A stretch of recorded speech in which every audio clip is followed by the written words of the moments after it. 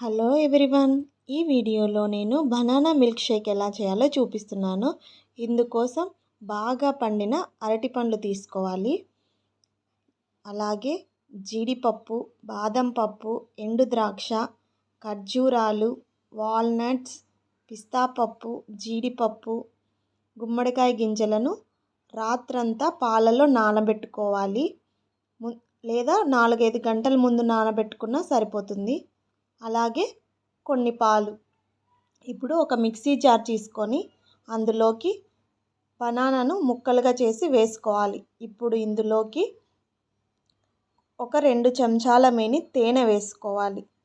ఇలా తేనె వేసుకున్న తర్వాత ముందుగా నానబెట్టిన ఈ డ్రై ఫ్రూట్స్ అన్నీ ఇందులో వేసుకోవాలి. ఇలా అన్నీ వేసుకొని మిక్సీ జార్లో మూత పెట్టేసుకొని మిక్సీ పట్టుకోవాలి.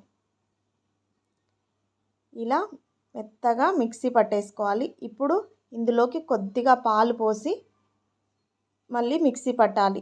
ఒకవేళ షుగర్ తక్కువ అయినట్లయితే ఇందులోకి కొద్దిగా బెల్లం యాడ్ చేసుకోవాలి. ఒకవేళ అవసరం లేదనుకుంటే స్కిప్ చేసేయండి. అంతే. ఇప్పుడు దీన్ని సర్వ్ చేసుకొని తాగేసేయండి. ఇది ఆరోగ్యానికి ఆరోగ్యమే కాకుండా ఎంతో బలం ఇస్తుంది. పిల్లలకి వారానికి ఒక్కసారైనా ఇలా చేసి తాగిపించండి, చాలా మంచిది.